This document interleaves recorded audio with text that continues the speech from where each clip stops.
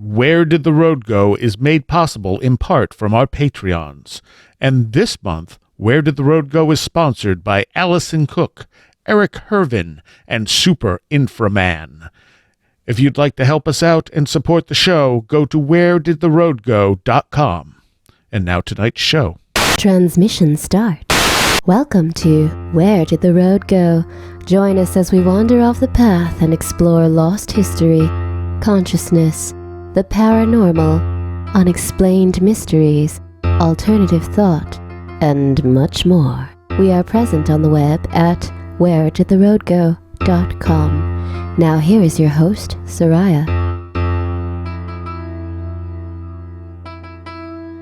Welcome to this edition of Where Did the Road Go? Tonight I'm being joined by Mr. Wren Collier. Hey, everyone. And for the first time in a roundtable format, Chris Ernst. Hello. And Chris, you were on the show previously for your film, the film based on The King in Yellow called Corpse. Yep. That we figured that's about a year ago. Yeah, I think it was about the end of summer in 2018. Yes, it was a good time, and I'm very happy to be back here with a little roundtable discussion.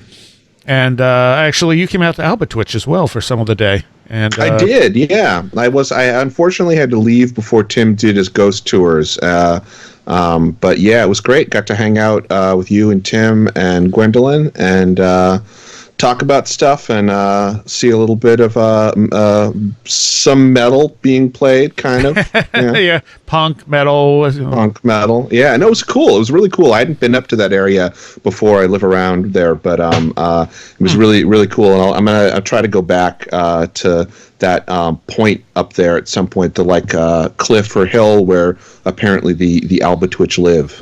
Ah, yes, yeah. That's where the tour went through. But it was all dark, so you can't really, you can look at the video that I posted, which is good for being in the dark. I'm actually cleaning it up a little bit. I'm going to repost it so it looks a little bit better. I just wanted to get it up because I put it up on Halloween, and I'm like, oh, this is perfect for Halloween, and so I didn't have time to really clean up some of the graininess and brighten it up a little bit, but I'll eventually put up a second one that has a slightly cleaner version. With Gandalf leading you. Yes, it was. So, we're going to do a listener stories show tonight. And I think we're going to start with this one. When is this one from? Oh, only August. So I'm not too far back on this one. This one comes from Claire. And she said, I've had many experiences, but none have really been the same. Ghost sensitivity, electrical issues, and a curse or something negative in that way, and it's exorcism. She wants to share the one about the curse first because the subject in general is touchy. She says, I agree with many others that if you think you're cursed, you're probably not. It's just probably something else. Life is life, but this is different. She says, important backstory. My grandmother is evil. Effing evil, I think is what she X'd out there. And so is her husband in different ways. Being in a car with her when I was a teen was like asking for a deadly road rage incident. Car-related problems would keep getting worse until I thought she was going to kill me on purpose. She was also very manipulative. So as a kid under 10, I remember being at my grandparents' house.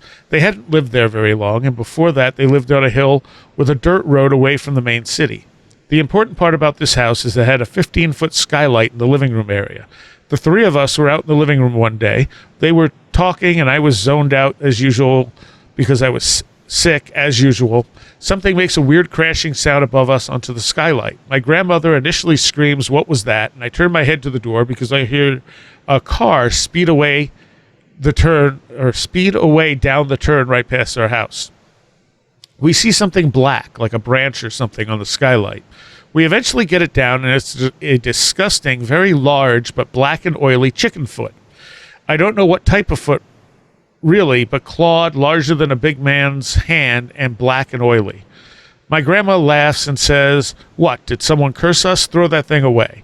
It became a joke in the family when we would talk about missing items in the later years, blame it on the ghost, laugh about it, and the curse, and go on about the day. To keep this short, years after I escaped the house, I will randomly search Chickenfoot curse or something because I like paranormal and occult stuff anyway. Once and only once, I found something that said it takes all the bad a person has in them and intensifies it, I guess in hopes that you'd screw yourself over. My grandparents got worse over the years and would use any opportunity to use things, information, tricks against me. My grandmother mentioned more as I got older that her mom tried to or was going to kill her at one point by driving her out to the middle of nowhere and taking out a gun. My grandmother one day tells me to get in the car. We're going for a drive. Thing is, she has a fear of people, places, crowds, you name it, and the list goes on. Or so she says. So here we are on a 2-lane highway in the middle of nowhere that we've never been on, and I've never been so scared. That house had paranormal activity that got worse. I would get scratched. My dolls would make tink noises at night my dolls would make tink noises at night until I yelled at it how angry I would be if they broke. One night, something kept running between my room and the living room, all black, and honestly, fully limbs rushing up to you. I'm not sure, pretty sure that's written wrong. But that's what it says. I'm not reading it wrong. That is what it says. I would often see this oily red-black stuff on my skin that I knew wasn't there. It was this sick, gross, slick-feeling, hot, burning oil sensation that I can't describe. It was like it would just snow out of me at times, like I was corrupted. I would see shadow things. We had a doppelganger and mimic problems. I watched and yelled as my favorite coffee cup got broken. Eventually, a group of practitioners I met hear this, and they said, hey, you're going to get cleansed ASAP, so we planned it. The morning before we started, I was just chatting with them and getting my own stuff together. It was crazy because on my phone keyboard, I had an experience where I saw red-green claw marks like they were holograms or something. How I know it's real? We have 4 time logs of all 4 of us in the group chat. One at a time, someone says, is this working? I think this needs to update, and so on, because the message thing crashed. Eventually, we do the thing, and after what feels like forever, I come to wind down from inside. I feel wind come from inside somehow. It was December, so I was in many layers, yet the hair on the back of my neck moved and air rushed up the front of my clothes. After a few seconds, I started getting very nauseous. A weird side effect of my illness is I don't and can't throw up 99% of the time for years. The priestess told me if I could get sick, then to do so because it would help. I basically did. After, I felt a lot better, and my house hasn't been messed up since, not usually anyway. The thing is, it wasn't over, and it took another 2 weeks and burning items from my grandparents and a book going missing that we found later. It was crazy. My husband saw something leave our yard after a burning. It's all a long story. Wow. Well, first off, my sympathies for whoever this was. That sounds like a really tough period of time there. Yeah. I mean, I think the first thing that comes to mind, well, I mean, in terms of the chicken feet, I guess in my limited knowledge of like Southern hoodoo and Afro-Caribbean traditions, I'm pretty sure chicken feet are used for like protection, but also for attack magic and enemy work. Okay. You know, the interesting thing about the chicken feet, and why I thought of this, in traditional Jewish demonology, the shadim, or sort of the demons, can be identified because they have chicken feet. Of course, yeah. And then, of course, there's the, I mean, that is a motif that shows up. It makes me think of Baba Yaga and the chicken foot hut, which is, God, there's a name for it, but I forget what it is. Yeah. The hut that moves on these giant chicken feet. It's such a great image. And was in that awful reboot of Hellboy. Right. Yeah. And that's, I mean, that is a lot of scary stuff all to happen to one person. So definitely my sympathies to whoever story that was. And I would think too that the fact that, you know, she was so uncomfortable with her grandparents, if she had any latent energy, it probably would have manifested negatively too. That's true. Absolutely. Yeah. Absolutely. And I don't think it's. I mean, I don't know this for sure because I haven't done a whole lot of ancestral work myself, but I do think that that kind of ancestral curse thing is possibly real, just based on some of my own experiences. So I'm glad that they were able to find some help. I'd love to know like what they just used the word practitioners. I would really for sure like what practice they were doing. Yeah. So that would be interesting to know more about like details of like what the procedure actually was. Yeah, I don't know. This kind of stuff fascinates me because lately I've been thinking about how I would like to start doing some just like personal work myself, like doing cleansings or, basically doing ghost busting work. So not cursing people. No, not cursing people. No, doing ghost busting for people who believe that they have like a haunted house and don't want it to be haunted anymore, or believe that they have some kind of curse or something, just to get more hands-on experience with that type of stuff. Because it's something that, I don't really deal with that much in my own magical practice. So, right. That's the kind of thing that I would have loved to have been a fly on the wall to see like what they actually did, or like, what their tradition was and what methods they used. It's also interesting to note too. I think she said she had an illness that prevented her from like regurgitating, or she couldn't throw up. Yeah. And that the practitioner said that it was very important that she make herself do that. Which it seems significant to me that something which that sounds like a pretty illness that would be difficult amongst all the other stuff that she was dealing with, and then to sort of have to force herself to do that. Yeah, it makes me think about sort of the symbolic status of that act to sort of prevent things. Yeah. Well, also too, when people take ayahuasca medicine, that is a part of the ayahuasca sort of experience, is the purging, where you sort of throw up and get rid of all the negative stuff inside of you, so then you can kind of go on the shamanic journey. Yeah, it's more than just throwing up. I wasn't going to mention the other stuff, but yeah, it's more than throwing up out of several different places. Yeah. It's definitely a purging. Yep. Apparently, it hits some people worse than others. Yeah, I've heard that too. I've never done it, but I have heard that. Let's go on to this one. Is from Freighter F Disc. Oh, hey, I know that guy. Ah, okay.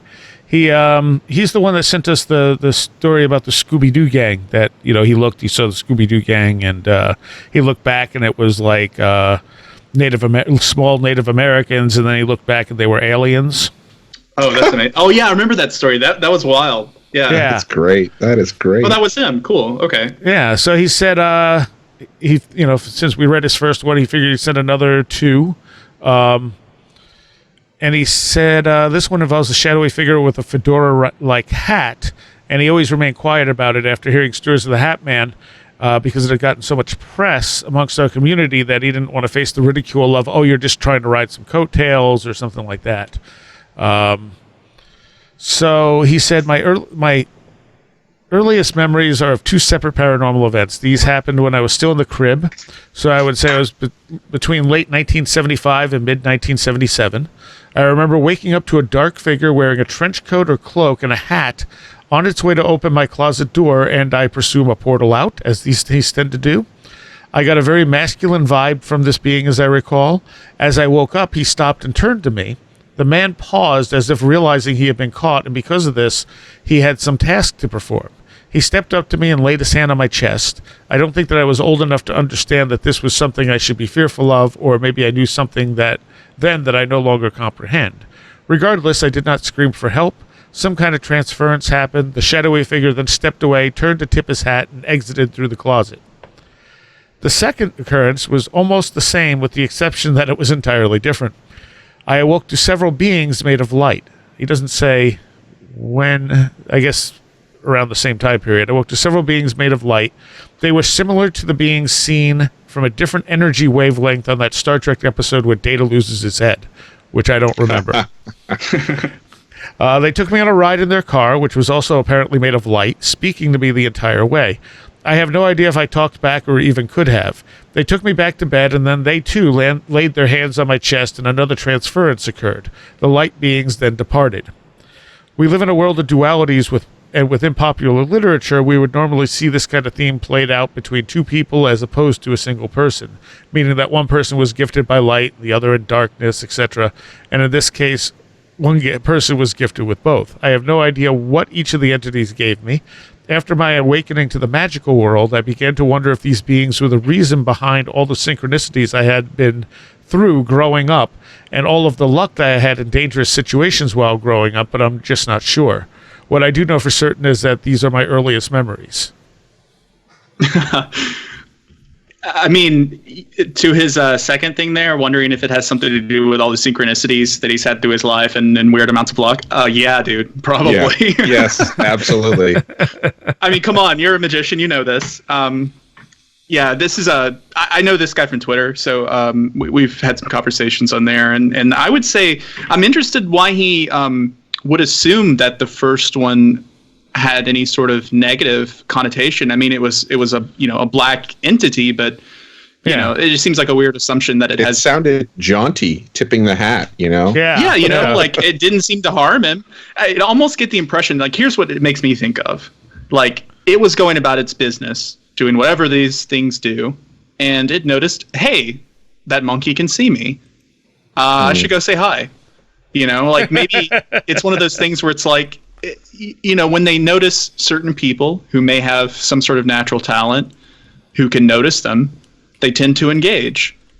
So maybe it was just one of those things where it saw you, it saw that you had, the touch or whatever, and it decided to sort of initiate you a little bit.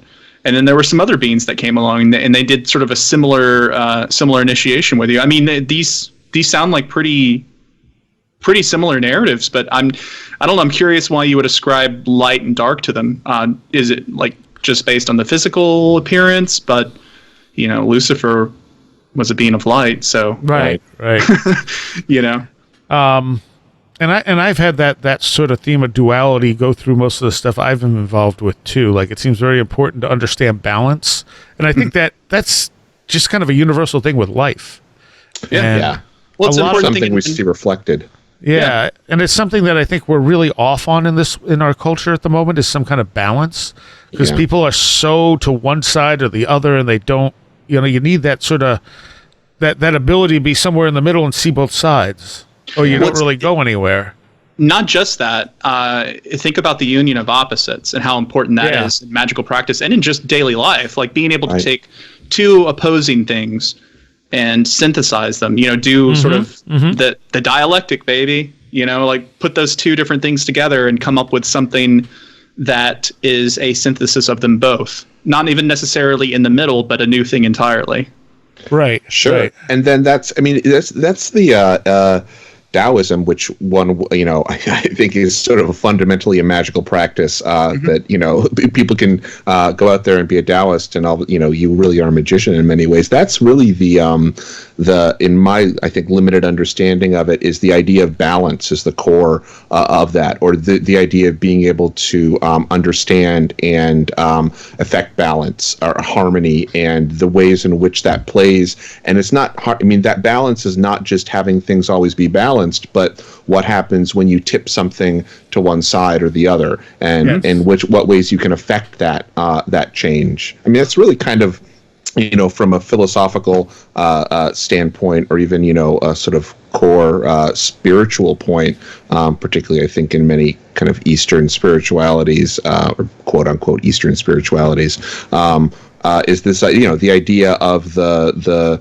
duality, the two, not the one but the two, being the basis of just really talking about non-dualism, Adivedanta, that the idea of the one and the two. So I think that as a sort of motif that comes up, especially in synchronicities having to do with non-physical phenomena, it really makes sense to me. I feel like it's the pattern that you see. Yeah. All right, let's move on to this one. This one, that one was very recent, I think. Yeah, these are both from November. I'm so on top of things, sort of.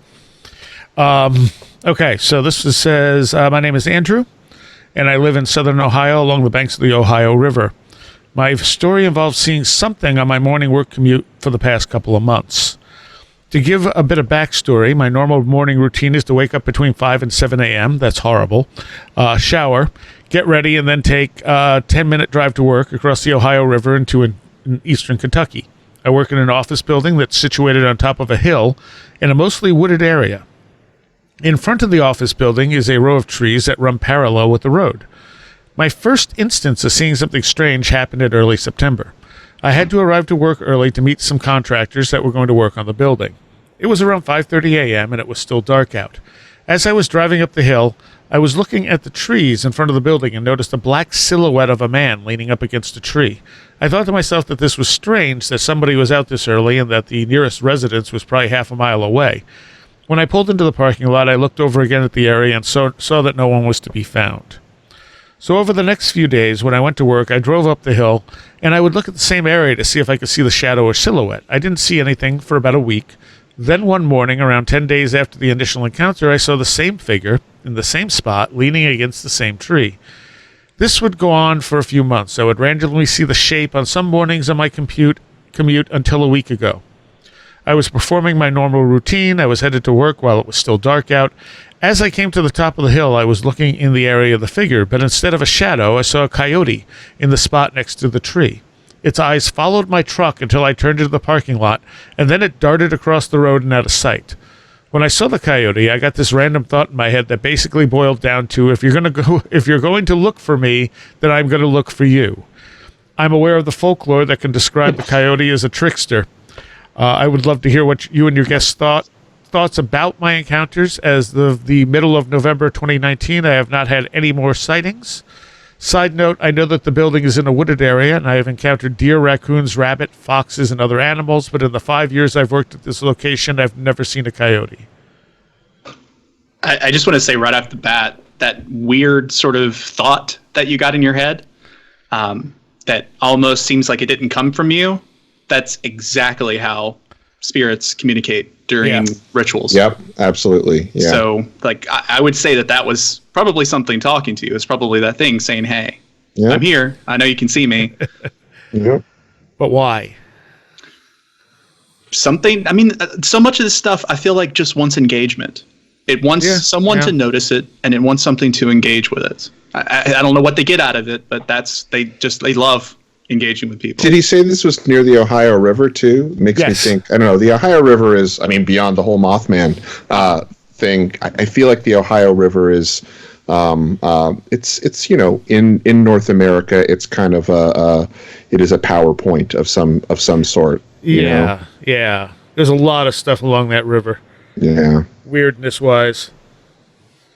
I mean, I would say, it made its move. It tried talking to you. So just be open to further experiences and, go looking for it, or look for other synchronicities appearing that might have something to do with it.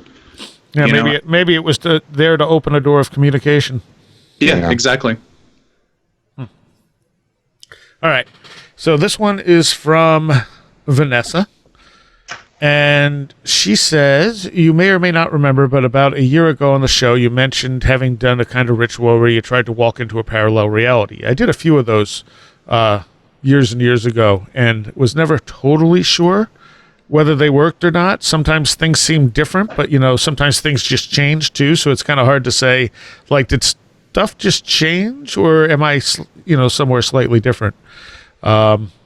Never been able to quite figure that one out. But she said, after I heard that episode, I decided to try it to see if it would work. After I did, I got a lot of weird synchronicities and other things, but overall things didn't change much and it didn't seem to work. Or at least I thought so until I was listening to the radio this morning and I don't know how to say this, Avicii, A-V-I-C-I-I song came on. Oh, the DJ Avicii? Avicii? Okay. Yeah. I think it's music the kids are listening to these days. came on. So an Avicii song came out from an album released last year, except in my memory, he died back in 2016.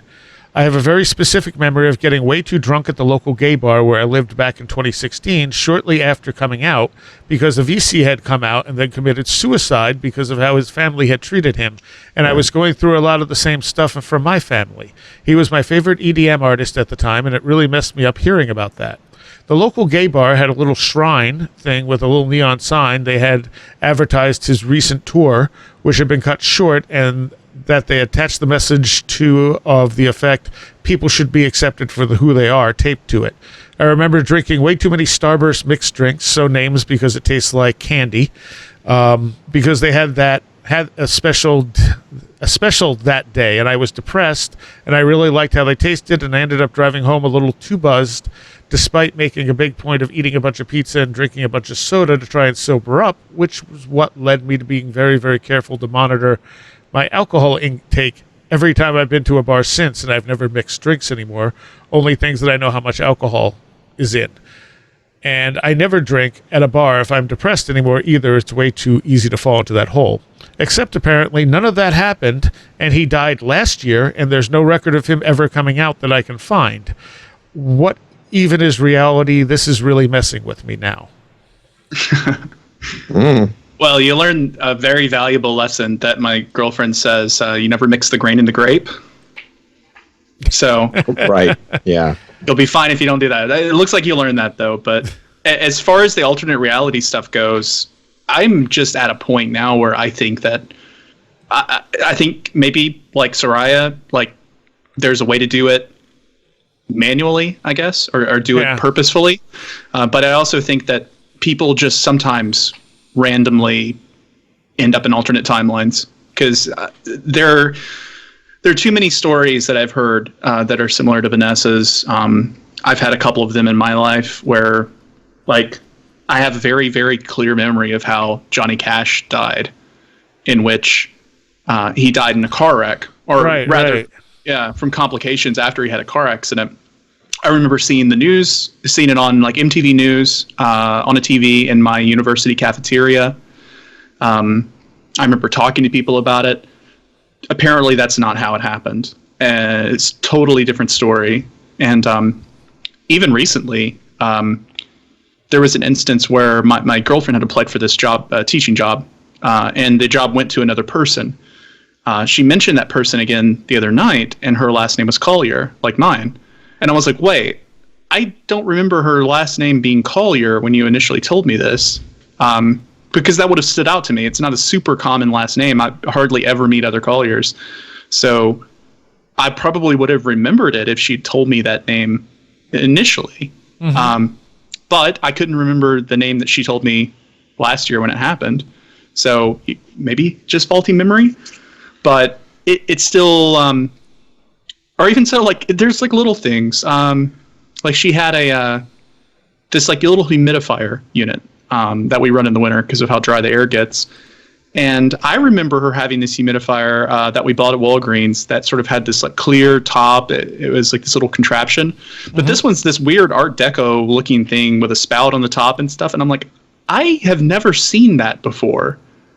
And she's like, we've had it for years. And I'm like, I guess. Like, I've never seen... You had a different one before. And she's like, no, we've always had this one. So I sort of wonder, like, how many times has this happened? If that's if it isn't just my memory. Like, just, right. If I'm not just going insane, how many times have I slipped like that? And... God, that one episode of Where Did the Road Go, Seriah, that you had with I'm blanking on their names, the German guys. Oh yeah, Riker and Stark. I remember. Yeah. Riker and Stark, yeah. They had that story about their teacher who died. Who died in high school. Yeah. Yep. And how everyone like him, they both remembered him dying, but apparently he didn't die. Yeah. And then even met the guy and interviewed him. And it's like, I think this just happens to people, I bet it's some of both too. I'm sure that there's, like you're saying, Wren, sometimes obviously we we misremember things. But then, I mean, you got to wonder too if maybe this isn't happening to everybody all the time. If we're constantly sort of slipping from, as we, go through the path of this existence, if we're slipping from, one not timeline to another, but it's almost like we're kind of going from point to point in a sort of infinite sea of possibilities. And, this is happening all the time. And then sometimes these are really stark shifts, ones that we do notice, but other times we're not noticing them because the only difference is that, a leaf fell in a different way 500 miles away. Yeah, only tiny changes, and therefore you don't notice it, and it could happen all the time too, and you would never notice it until something major shifts. Right. Like even today, I had this. Are you familiar with the actress Cynthia Rothrock? No, I don't think Are so. either No. familiar? Yeah. No, the name sounds familiar, but go ahead. So apparently she was a big Hong Kong action movie star. She was in movies with like Sammo Hung, and she kind of paved the way for sort of like female leads in action movies. Yes. So what was her last name? Rothrock, Cynthia Rothrock. And I was like, because somebody was like mentioning her on Twitter, and I was like watching some of her fight scenes, and I'm like, how have I never heard of this person? Because I used to be really into like Hong Kong cinema, like action cinema, heroic bloodshed, John Woo movies, and like kung fu movies and stuff.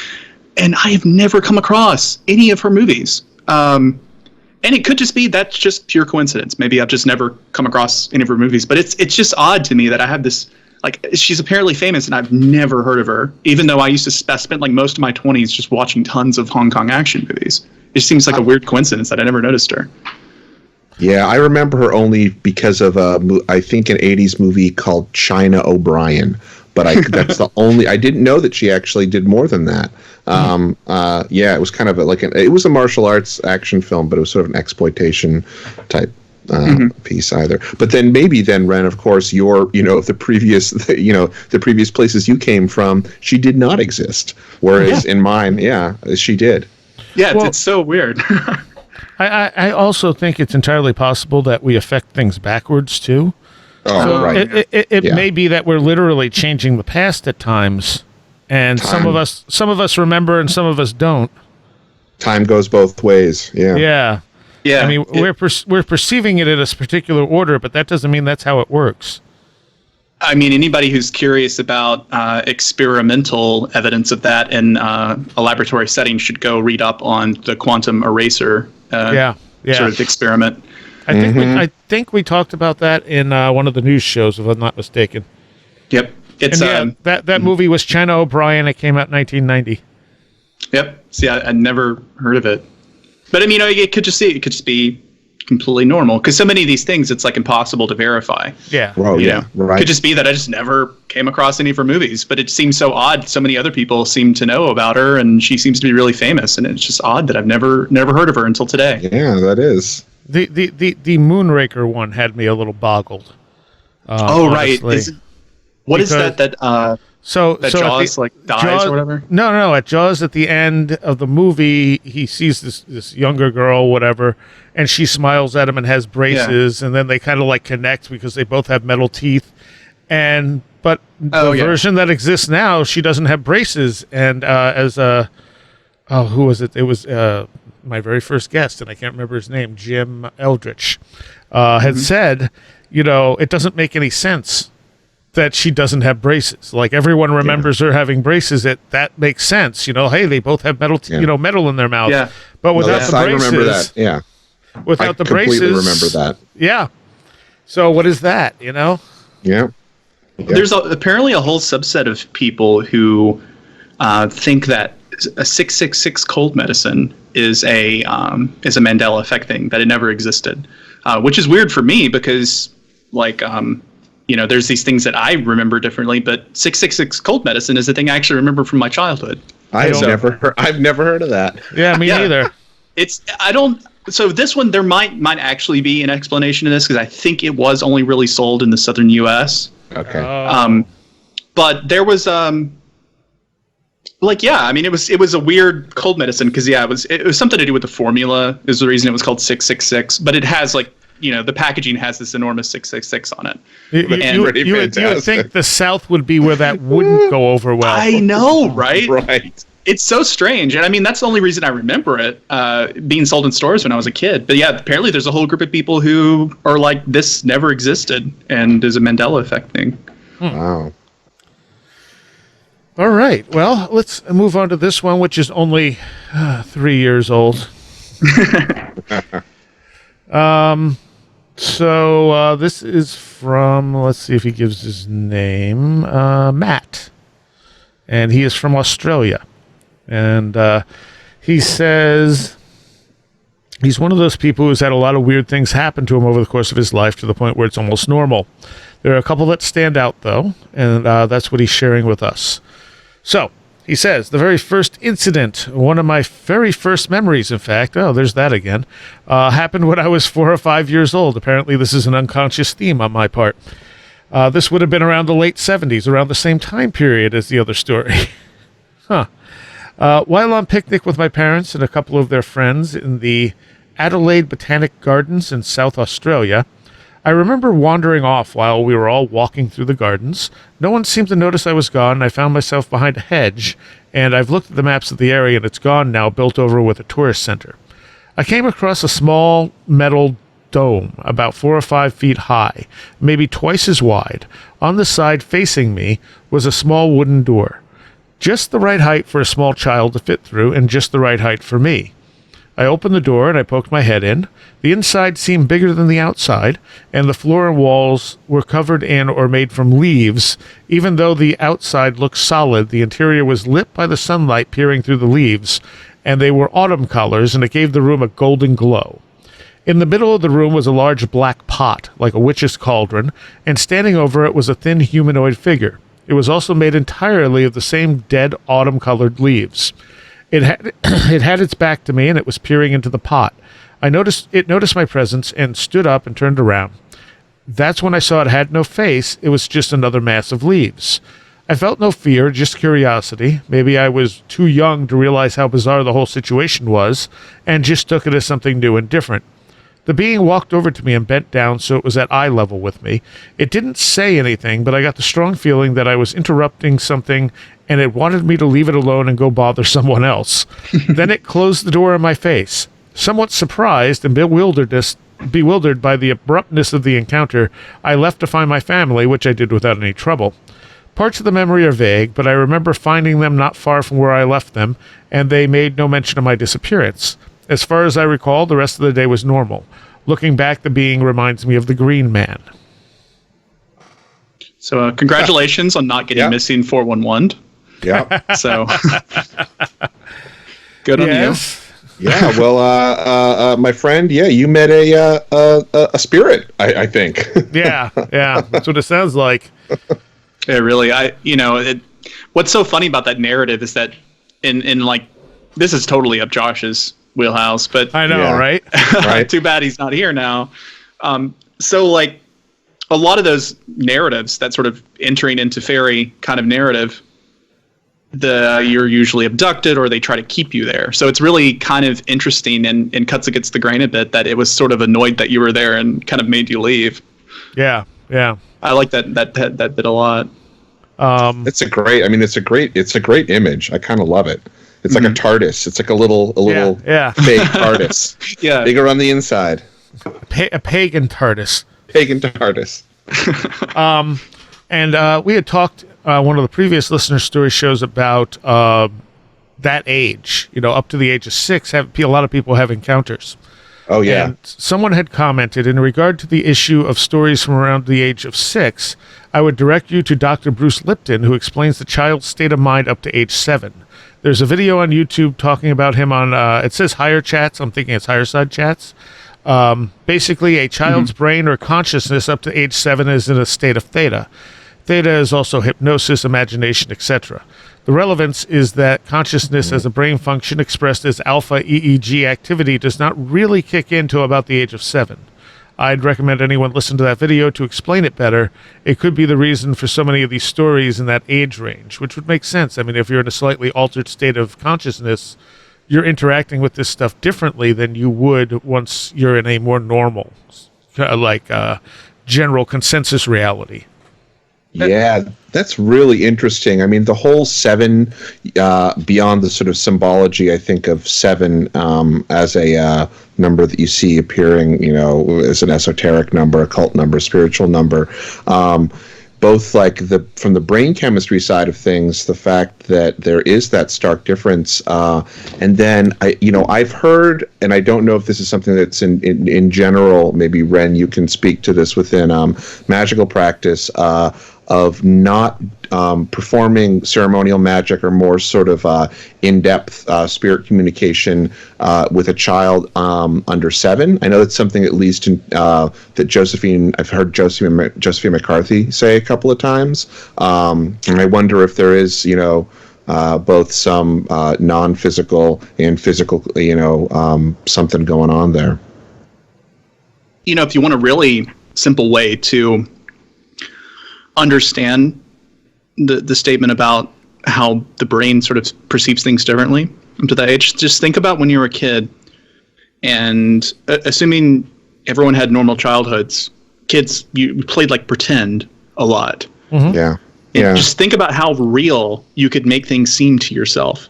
Right. When you were playing pretend when you were a kid. And there's a point when you get older that you just can't really do that anymore. You can't trick yourself anymore. And I hate saying trick yourself because I think it's a little more complicated than that. I think maybe it's a little more co-creation than tricking yourself.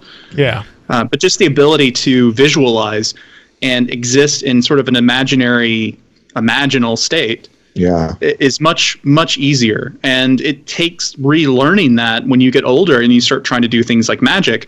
You have to be in that state for things like magic to be effective, and you've got to retrain yourself to enter that meditative state when it just comes natural to you when you're a kid. I think generally you have to learn to either meditate or something like LSD can get you back in that state. Because I know I've had that experience where you sort of have that. I remember the first time I did LSD, I had that experience where I was like, I just want to play pretend, and I just kind of played pretend with myself and just imagined I was in a castle and all this kind of stuff. And it's it can seem very real to you, just like it can when you're a kid. Sure. Well, I wonder if that's the difference. I mean, imagination and will, of course. And being an older person who I guess it would be arguable that, might have more control over their will, certainly, but they have to relearn that imagination. Yeah, exactly. Yeah. Mm-hmm. And so much of in general, like magic is visualization. Yeah. Being able to strongly visualize something. So, the ideal being that you can visualize something so strongly that you can see it with your own physical eyes. Right. And I feel like that was something that, you can do as a kid. Absolutely. So he says there's a follow-up to this story as well. The memory had always bothered me. It's been consistent since I was young, but I'd always been curious of what might have really happened. So in early 2007, I had an opportunity to regress back to that time and see what else I could dig up. I was in touch with someone who used acupressure as a form of memory recall, which I've never heard of before. That's interesting. She was quite open-minded and spiritual herself, so she had no problem hearing my story to see if she could help me find out more. I lay down on a massage table where she found the pressure centers in my head and let me talk through what I was seeing. The memory was all the same, all up until I saw the dome, which instead of a dull black became a silver bell shape. It was almost like mercury. The surface was so shiny and mirror-like. The little wooden door was the same, though. It took me a long time to go through that door this time, though. I'm not sure if that's how it really was or my reluctance as an adult to see what was really inside. When I finally opened the door, it was different inside. It was still bigger on the inside, but a lot darker. The sunlight through the leaves on the walls chained to banks of flashing lights, and the middle of the floor was a round standing device like a cylindrical control panel. There was a being standing next to it, looking right at me. It resembled a tall, thin, gray alien. It had the typical large head and black eyes. Of course. but it was skeletally thin with abnormally long fingers. They seemed to almost be a foot long. It began to walk toward me, like in the original memory, but this time I freaked out, hyperventilating. Then I found a presence in the room with us, and I remember it saying out loud, "It's here, it's in the room." I opened my eyes, not being able to continue. I noticed the room looked different and realized the power was out. The lady doing the session said it went out just as I said there was something in the room. The blackout lasted for a few hours. It was almost dark outside before it came back on again. I remember dreaming that night that there was a light white figure lurking outside my bedroom door, sneaking in and trying to drag me from my bed. So to me, I mean, he wasn't hypnotized, but it sounds like a similar type of thing. And I don't know if he recalled an actual memory or if his more adult brain changed this into something more acceptable. Yeah, really. Know? You get into a chicken and egg scenario there because it's like, which of the memories is a screen? Yeah. Right. Yeah. Because I mean, are they both screens? Are they both screens? Yep. Yeah. As an adult, his brain might have said, "Well, it would makes more sense that this was a gray alien than a leaf being." Right. Yeah. Especially if they're into this kind of stuff, like I'm sure they've been exposed to those narratives now. I mean, you got to be careful when you're in that kind of. I mean, you definitely have to be careful with hypnosis. But even something like this, where you're trying to recreate a memory, your brain is not like a hard drive where you just retrieve the actual data. Your brain recreates it. Right. So in that relaxed state, your brain might be going, well, it would make more sense if this was a gray alien, and you may not be aware of it. Mm-hmm. It's just how it puts it all together. Yep. That's what's in remote viewing is called analytical overlay. You start to overlay your own opinions and thoughts onto information that you're getting, and it doesn't necessarily represent what was really there. Now, it may also be that this experience, trying to recall the memory, put him in an altered state where he had a whole new experience. Yeah, whole new experience. Yeah, it's possible. And it kind of goes back to some of the earlier stories. This idea that there are these things trying to make contact. I think it's really important that evening he had something trying to come into his room and trying to get his attention again. And, people have different tolerances for this kind of thing. I know some people don't want this kind of thing in their life. I would say that if you are curious about what these things are, and there seems like to be something that's trying to make contact with you, don't necessarily jump to the conclusion that it's negative or malicious or anything. Maybe talk to it and try to see what information you can get, and just always remember that like you're in control. Like these things don't have any control over you. Make them exist on your terms. They need you to exist. Exactly. That's why they're trying to get your attention. If you can pay them no attention and they'll go away, or you can pay them attention and see how far the rabbit hole goes. Right. And it may just be that they need us to exist here, or maybe they're literally a part of us that we're summoning up unconsciously. Yep. All possibilities. Right. So he has more. That wasn't it. Excellent. Another one of my more vivid experiences from early 2006.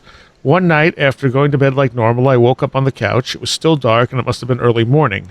I lay there wondering what I was doing there when I heard footsteps coming from the kitchen behind me. I began to panic, realizing something wasn't right. I was in a somewhat altered state of consciousness, very similar to the way I feel when I have an OBE, something that's been happening to me infrequently since I was about 10 years old. I knew instinctively that a non-human presence was approaching. I raised up my head and I looked into the direction of the sound. Walking out of the kitchen doorway was a gray humanoid figure about 4.5 feet tall. It looked like it was made out of billowing smoke, indistinct like cigarette smoke blowing through a transparent human-shaped casing. It took a lot of willpower to stay calm. The being knelt in front of me, again with no facial features, and began to feed me information telepathically. I have a feeling this went on for some time, though I can't remember what was being said. It's a total blank. At some point, I got very scared, and I went to push it away from me. When my hands met the smoky figure, I felt two hands meet mine and softly push back. They were small, thin, and clammy, almost amphibian, and I heard distinctly in my head, "Don't, you could hurt me," and I relaxed again. When this was over, I heard it audibly say, "Do you like ice cream?" Its voice its voice was high, and it had a buzzing quality to it, insectoid or like the droning of bees. Even though I don't have much of a taste for it, I immediately, without thinking, said yes. It then put in my hand a small, spongy, marshmallow-like pellet, which positively reeked of vanilla ice cream. It was like the room filled with the smell of it. It began to walk back into the kitchen, and something like a spell was broken, and my mind immediately filled with 1,000 questions. In the end, all I could do was blurt out, "Are you cool?" As it wasn't a positive or good entity. It stopped, looked over its shoulder, and said, "No." I asked why not, and it says, "Because I don't like ice cream." That's incredible. That was really great. I must have gone into WTF mode as it walked back into the kitchen. I almost immediately snapped back into my normal state of consciousness, wide awake with full recall of what just happened. I just had a look at an email exchange I had with someone talking about the experience the next day. Some of the details are slightly different to what I remember, but it's basically the same. I love that story. Yeah. I mean, like, that story's fantastic. Yeah. It's seriously, like, good on you for communicating with the thing and, like, controlling your fear and everything, because like you said, when you tried to touch it, it was like, you might hurt me, because I don't think these things are as scary as, I mean, I know they seem scary, but I think if you try to engage with them and you kind of on your own terms, you'll learn that we ascribe all kinds of maliciousness and stuff to them because they're so alien to us, and the alien is scary. Mm-hmm. But I think in reality, this is like such a wonderful, like, little engagement, and there's nothing bad that happened. It was wonderfully weird and kind of cute in a way. Yeah, you know. And of course, there's the food element that Josh would probably go to town on. Oh yeah, definitely. I was thinking to myself, I hope he didn't eat it. I feel like I heard something too recently about extraterrestrials and ice cream. It was something, might have been like Erigolius. The like aliens, the extraterrestrials liked vanilla ice cream or something like that. Interesting. Yeah. That's great, though. That's a great story, and I love the sort of absurdist quality to it. I mean, again. Yes. Any of the these experiences that people have, and I think sometimes the absurdity of it is what scares the people. But yeah, if you can roll with it, hopefully you can enjoy it. As being somebody who's not had an experience, I think on that level, I feel like I would enjoy it. Yeah. After you got done being freaked out by it. Right. Exactly. And the thing is, like, the way he described it, I could see that scene in a movie. Oh, completely. Yeah. Yeah. Mm-hmm. And it ends with, are you cool? No. Yeah. Why not? I don't like ice cream. I don't like ice cream. It's a great punchline. Yeah. It's so good. I mean, he's lucky that it talked to him, because I've had, I have OBs as well, and I've had similar experiences to that. And, but in my cases, the things usually don't have anything to say. They just kind of hang out, and then I don't know what to do. So that's great that he actually talked to you. I mean, I wish more people could have experiences like that. Because I mean, again, kudos to you for engaging with it. It would have been great if he said, "I don't like ice cream. I like pancakes." Yeah. Well, he says he doesn't like ice cream, but he emphatically said yes anyway. Right. So, what was I just going to say about it? Actually. Just a weird, like, tangent, but I was reading the Gnostic Voodoo workbook earlier today, and one of the things that there's a lot of crazy stuff in that, but Michael Bertrio at the beginning sort of mentions that spirits can always tell when you're lying to them, and they hate it. It's like one of the things that they really dislike. So it's almost like he kind of made it mad because he lied to it and said that he liked ice cream when he really didn't. Right. Oh yeah, there you go. Yep. Huh. And the thing is, so, I mean, you could say, well, this was some kind of sleep paralysis or something like that. But assuming it's not, assuming that he actually interacted with an intelligence, he didn't remember what it said to him. So then you have to wonder, okay, so where is that information? Was it something that was deep in his subconscious that is somehow affecting him and he has no idea? Mm-hmm. I mean, it would be interesting to know what things changed in his life after this event. That could, that wouldn't make sense unless something, deep inside him changed. Mm-hmm. Yeah. I yeah, I don't know if we talked about this on the Patreon or on this episode, but even if it was in a sleep paralysis experience, I don't think that makes it any less real. No, especially if it has an effect on you. Exactly. And I don't know. The ice cream thing still stands out to me because it's kind of weird and it's absurd and it's cute, but these things, like whatever they are, sometimes they like to speak in symbols. Yes. And maybe it's just because they have a hard time communicating. Mm-hmm. So I don't know what the symbolism of the vanilla ice cream. Maybe it only means something really personal to this person that they haven't realized. I think that's it. I think it has something to. Yeah, it has to be. It's a personal way, some personal symbology. Yeah. Yeah, maybe he was eating ice cream on that first, in that first encounter and just didn't remember. Yeah. So definitely, I would think about that. Like, think about what vanilla ice cream would possibly mean to you. What connection it would have to your past or memories of your childhood or anything like that. Yeah. Definitely. So there's one last one here from Matt. He says, the last thing I want to mention, I know this is getting long, is something that I feel may tie some of these experiences together. Maybe it was just a bunch of coincidences, but there does feel like something to a synchronicitous thread running through it all. In early 2006, just before the last experience, I moved next door to an old historic gaol, G-A-O-L? Jail. I think it's the archaic spelling of jail, or Old English, archaic, yeah. Okay, in Mount Gambier. It was built in 1866 and is now converted into a backpacker's hostel. There were 12 deaths there while it was in use, 3 of them executed by hanging. The 3 executed are buried within the compound, allegedly buried standing up so their souls wouldn't find rest. It has a reputation for being haunted by a female spirit, a lady in white. Before I knew any of this, still new to this town, the first day moving in I felt a strong presence in the house, something I've been sensitive to since I was a child. While meditating during the first week or 2 of living there, I distinctly felt 2 hands press against my scalp. Small hands, palms, 4 fingers and a thumb, 1 on each side of my head. I was terrified as much as I wanted to turn around, I couldn't bring myself to do it. The activity escalated from there on. The first thing I noticed was the strong smell of perfume in certain areas of the house. They would hang in the air. You could walk into a spot and smell it, walk out and smell nothing. Often, I would feel a female presence in the kitchen, even though I never saw anything. I would have night terrors, sleep paralysis, and every time I would feel like I was being attacked by a young woman with long dark hair. Whoever it was seemed very angry, almost enraged, and I got the impression it didn't really like young men. Once, while going to bed one night, I noticed all the covers on one side were pulled off and laying on the floor, like somebody had rolled out and left them like that. I noticed it as being odd, as I never do that, never leave them on the floor like that. I got into bed anyway and smelled that same perfume smell on the pillow. It disappeared after a few seconds or so. Another thing about the house which struck me as uncanny is that there are 5 birch trees in the front yard. One thing that terrified me as a child was the painting of Alan Lee of the one with the white hand from his book Fairies with Brian Froud, a malicious female tree spirit who lives in birch trees. The birch is also sometimes associated with the Green Man, and birch wood is used in the Samhain festival. If she touches you on the head, it would lead to madness, on the heart, death.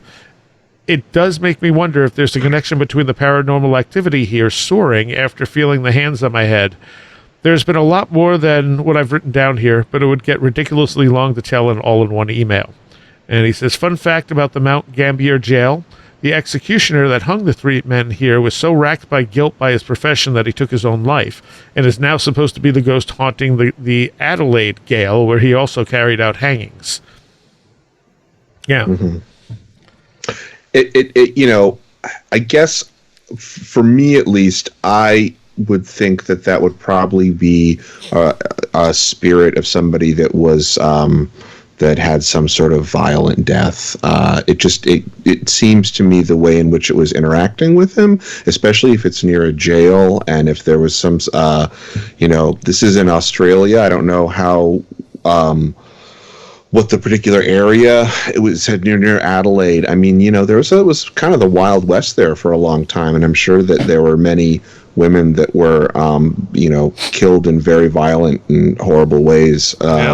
by men, and I guess just the behavior at least makes me think that it would be more along the lines of that, of an after image, ghost, spirit haunting than anything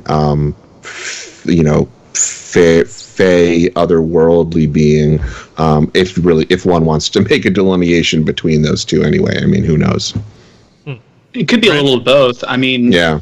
that's bad trouble to be in a place where people have been executed, and if it had been a jail, there's probably just untold misery carried out there. Yeah. To be living in a place where all that stuff happened, that kind of thing sticks around. So that'd be my first guess as well, kind of concurring with you there, Chris. But the sort of female spirit that he was running into was he said that was a white lady, right? Yeah.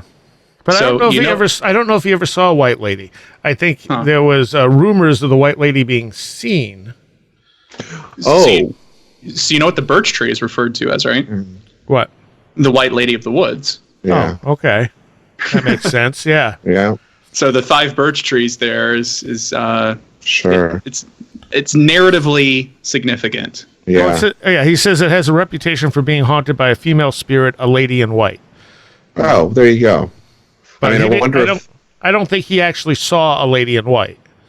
He just felt like a female presence. Felt like Right, and female smelled the presence, okay. perfume and stuff like that. Yeah. I wonder if he knew about that legend prior to being in did the not. area. He did not. Okay. Yeah. So that one's an interesting one. That whole set is interesting that he has. It is. He does have some others. Maybe I'll see if he wants to come on and talk about them. If he's still listening, it was 2016 when he sent that. I'm a little behind. And some of the stuff we've been talking about, like there's a fiction podcast I've been listening to called Mirrors, and I'm pretty sure I've mentioned it on this show before. But it's conceptually, there are these women who can see these beings called explorers. And they initially think they're ghosts. They're like these white beings that move like ghosts. Mm-hmm. And they have these really long fingers that crack. And at some point they realize that that's how they communicate, by cracking the knuckles on these really long fingers. But That's great. There's also an aspect, however, of time not running linearly, like we were talking about earlier. Yep. So if you wanna break your brain, go listen to Mirrors. It's by the same woman who did Spines, which was also really good, but this blows Spines away. Just some really creative storytelling, and like I said, some of the ideas we've been talking about tonight, some of the stuff that's come up, kind of just reminds me of that. Mirrors, interesting. I have not listened to either Spines or Mirrors. I heard of Spines, but that's Yeah, Spines was good. It was very weird. Like it was really, really weird. This one is weird more in the concept than storytelling, if that makes sense. Sure, that does. I mean, I like the idea too. The idea of that sort of parallel existence, or like sort of intersecting existences of different beings, and there being this, sort of thinning of that. So, from what it sounds like, sounds cool. I'll have to check it out. Yeah, highly recommend. There's not a ton of episodes, so it won't take you long to catch up. Great. All right. So, and by the way, anyone who wants to send us stories, you can do so at stories@wheredidtheroadgo.com. That is the best place to send them. People send them other ways, but that way they're all in one place, so I prefer if people just email them in. All right. So this one, we still have a little time left. This one is from Greg. And Greg had shared a story prior about some strange light phenomena. When is this from? 2018, so only about a year and a half ago. He says, so when I posted my story, I mentioned there had been a terrifying ordeal that happened in the same house. It occurred sometime in 2009, although I'm not sure the exact date. So as I mentioned in my other story, which I don't off the top of my head remember, if we had followed this up sooner, it might make more sense. By this point, I had moved in with the girl, and we had a very strong relationship. We both had our spiritual past and were very supportive of one another. One night around 2:30 a.m., I woke up and couldn't move. I was laying on my right side, facing the outer edge of the bed and wall. The room was dark, except for the dim blue light that came off the DVD player. The doorway was dimly lit from the kitchen light that made its way down the hallway from the kitchen. As I laid there, unable to move or speak, the silhouette filled the doorway to the bedroom. The black figure was massive, as he had to duck his head and step in with his left shoulder first in order to enter the room. The figure walked toward me, towering above me right beside the bed. The only thing I could do was move my eyes. I was completely paralyzed. I looked up at him, and although I could see no discernible features, I knew he was entertained by my fear. He enjoyed this. It seemed as if he was feeding off of it. After standing there for a few seconds that seemed like an eternity, he began to speak. I had lost my mother to cancer in 1991. My mom was my rock, and the loss of her had a profound effect on me. The figure says that he has always been with me and that he always would be. He claimed ownership of me. You are mine. You have always been. Then he let out this laugh that seemed like it would shake the house. He followed this up with comments about my mom, saying that she was in eternal pain and that her death had not ended her suffering. He made other comments that I would rather not type out, but I assure you they were the most despicable things imaginable. Once again, he followed this up with a laugh that should have shaken the windows. The massive shadow then turned around and walked out the door, once again ducking his head on his exit. As soon as he crossed the threshold, the paralysis left me. I shot up out of my bed and screamed. My then-girlfriend woke up and grabbed me, saying I had just had a nightmare. I have had very vivid dreams my whole life. I know how my dreams are, very abstract and surreal. Objects are usually rearranged, rooms are laid out differently. I know when I'm dreaming, and this was no dream. Everything in the bedroom was placed exactly as it should have been. The faint hum of the air purifier could be heard. This was no dream. Thing is, I have never heard of sleep paralysis or shadow people before this happened. I had no idea that this was a common phenomena that had been recorded for hundreds of years. I have never been so terrified in my life. To this day, I still wake up and look around the room for that huge black figure. He told me he would be back as he walked out of the room that night. So that's the story. I'm hesitant to say that I've had these weird situations my entire life, ever since I was a little boy. I know that it seems far-fetched for someone to have had so many paranormal experiences. It's really not, though. But I also saw a UFO once, and this was no small light in the sky. It was about 25 to 30 feet away from it. I could have hit it with a rock. It was about 50 feet in diameter, and it lit the ground and all the surroundings up like a baseball field with lights on at night. Thank goodness my sister was there with me that night. Otherwise, I may never have told anyone about it. And he says, I just want to close by saying I appreciate what you guys do. It lets me know there are others out there who have had similar experiences. And that is, yeah, definitely. Although this one's a little odd. I mean, that's a really big shadow figure. That is a really big shadow figure. Yeah, that was creepy hearing that story, because I had something very similar happen to me like a month or two ago, where I woke up and there was a thing about the same size and shape kind of peeking in the doorway, like that was kind of cracked open, and it didn't say anything to me like this, so I kind of just stared at it for a while and was kind of like, okay, you gonna do something, or are you just gonna keep standing there being weird? And it didn't say anything back, so I did some of my magic bull crap and made it go away. But I want to see, this is an example though of a story where it's like, yeah, there's like definitely like a malicious overtone to it. And I know on a lot of this episode I've been saying, you know, don't necessarily just assume that these things are negative in nature if they don't do anything to necessarily give you that impression.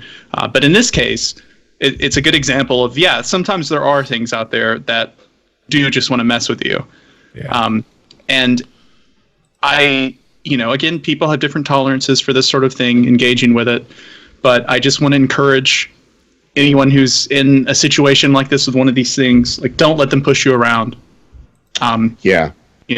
Stand up to them, because you'll quickly learn when you stand up to them that they're not as tough as they make themselves out to be, because I think they just get a lot of pleasure out of scaring you. But their bark is much worse than their bite. Yeah. Yeah, the sort of the malevolence of it is very specific, and at least saying something like, I mean, essentially, what did it say? Like, your mom's still in Suffering, pain? yeah. Yeah, I don't know. That seems, at least sort of in my understanding of how I think things work. That seems like the entity is trying to instill fear rather than communicating any sort of truth. So I'd probably take anything that it says, of course, with a huge grain of salt, if not, not believe it. Yeah, it's reaching into your own insecurities. Yeah, exactly. Things that you may be scared of, that you may not even be able to consciously be aware of, and it's pulling it out to use it against you. Yeah. And it could also be an externalization of fears he's having. It could be that that shadow figure is literally an externalization of the fears he has about his mom still suffering, about where he is in his life, so on and so forth. Yeah, it's like a shadow in the almost Jungian sense, right? Exactly. Yeah. So in that case, reintegrate the shadow. Eat the thing like I did. Yeah. That's the way you reintegrate, baby. Devour it. All right, so we have, I think, time for one more. And this one comes from Ben Bishop. Now, Ben has written before about seeing a pin of light in the kitchen with his girlfriend. This one's from 2019. This isn't as long ago as some of the other ones. Wait, a pin of light? Yeah, that was, they had seen literally like a pinpoint of light going through the kitchen, if I remember right. Huh. Interesting. Yeah, it was definitely a weird story. He says, I find these stories challenging to write about, but the endeavor to write them down feels mysteriously beneficial to my mind. Here's one of the more interesting ones I call the breathing bed. He said, this happened sometime in 2014, and I was 31 years old. I had just gotten into bed and was laying down with the TV still on, but at a low volume, wide awake but relaxed. I closed my eyes, laying on my right side, and after a minute or two, I began to realize the small twin mattress beneath my hips is rising up and falling. It's doing this rhythmically, and although I'm still relaxed, my eyes are now open, and I'm laying still to feel this sensation. It felt like my bed was a large lung, breathing slowly in for about 3 to 4 seconds, and back down the same speed, rising what felt like 4 inches in the center and less at the ends of the bed. I wondered if my heartbeat might be creating this hallucination, and soon felt my heartbeat independently of the breathing Serta sleeper. At this point, the vision of my room was replaced by a sensory experience showing me a man lying on a surfaced whale. I call this a sensory experience because it was not quite like 5 sense data. I felt the imagery more than seeing it, though I did see it. It was as if I was the man on the whale, feeling it from his perspective as well as seeing it from a few feet away. This man was a whaler. I think he fell off the boat, but that wasn't clear. I had begun to feel a sense of awe and beauty from the bed breathing seconds prior to this vision, and I could now see that this man was also feeling that. He was deeply moved from this experience. The feeling of the whale's presence made him no longer want to be a whaler. All of this vision slowly faded away, and again I'm on my non-breathing bed. After thinking about it a little bit, I just fell asleep. Upon telling my mom of this incident a couple days later, I discovered she had recently been reading about relatives of ours in the New Jersey coast that were sailors and whalers. She had a dream on the night of my breathing bed experience. She saw sailor uniforms on clotheslines at home that once existed in our town but have since been torn down. I'm fairly certain I've been with my mom for several lives, and we've had other synchronicities around the last name of these relatives. It was one of the most interesting experiences because the seemingly psychic experience began feeling like I was physically moving. I never saw my bed rising and falling. It didn't last long enough for me to examine much. I was definitely wide awake and pretty sober. I hate to say sober because I feel the notion of sober is very distorted. I don't drink or take medications, but I know I had a little cannabis that day. I am so familiar with the substance that an experience like this immediately causes me to dismiss pot as the cause. Yeah. Right. Yeah. I don't think THC is going to make you feel something like that. No. So definitely. So, I mean, it sounds like, to me, like, if I was going to break it down, I'd say he was picking up information from something. Maybe the past, maybe information on, his family line or whatever. Well, the whole feeling of the bed moving. I mean, I remember, I haven't had this happen at all during my adult life, but as a kid, I used to have OBs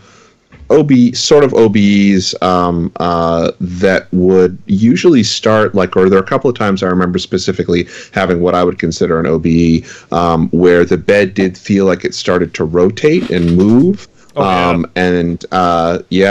that's the only thing that I can think of, but I think that's a very common. I mean, even Robert Monroe, the ways in which he's, and I know that you know quite a bit about this, Wren, is there are these different methods that he would have to sort of get himself to leave his body, different ways of rolling to one side or backwards and stuff like that. So I feel like that movement, especially if they were in, a sort of meditative or theta state, that makes a lot of sense, that something's going on. Yeah, it definitely sounds almost like a precursor to having an OBE, like that sort of feeling of movement, even though you're not really moving. Mm-hmm. Yeah. That's a pretty familiar experience. And yeah, Monroe talks a lot about that. All right. So, I guess any other comments about anything, guys? Well, I feel like there's been a lot of things that connect to dreams in this, with these discussions, or at least to the sort of the sleep state or that in between state. And again, and I don't remember when I mentioned this, to go back to Alan Moore's Providence. Dreams underlie everything. It's arguable, at least, that's the case, and never forget that. Yeah, definitely. I mean, listen to your dreams. Make sure you get enough sleep to dream. It's important. It's important to dream, and if you can manage it, keep a dream journal. Remember your dreams, because some things may happen in a dream that won't make sense until later. I'll put it that way. Mm-hmm. Yep. Mm-hmm. Yep. All right. Where can people find you, Wren? You can find me on Twitter at Liminal Bird. And you can also find me at liminalroom.com if you'd like to send me an email. Wait, Liminal Bird, did you change that? Yeah, I changed my username recently. Oh, okay. All right. So it's the same account. You just changed your username. Yep. And Chris? Yep. Well, I exist on Twitter, though. You will not find me doing anything. I don't know. Maybe if people start wanting to engage with me, I'll do more there. But I'm the Chris Ernst, TheChrisErnst. And aside from that, you can go to my little filmmaking micro studio site, which is Bright Rectangle Films, and you can drop me and my filmmaking partner Bill a line there and check out some of our stuff and get updates on upcoming projects. So that's brightrectangle.com. And the next thing you have coming out? Next thing I have coming out is we will probably be having in the spring at both festivals and definitely on VOD. You will have two releases, one being Corpse, which is a sort of experimental feature adaptation of Robert Chambers' The King in Yellow, and the other one is The Hill in the Hole, which is based on a Fritz Leiber short story and featuring wonderful acting performances by Adam Gorightly and Tim Banal. It's kind of a midnight movie type thing. And those will both look for in the spring. I thought Corpse was already available. It is actually not available on VOD.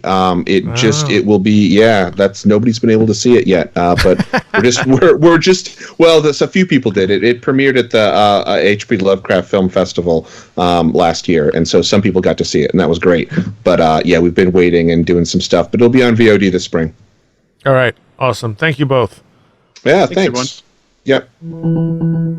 And I'm going to take a moment to give a shout out to my Patreons. All of you are awesome, and you help make this a thing, make it real.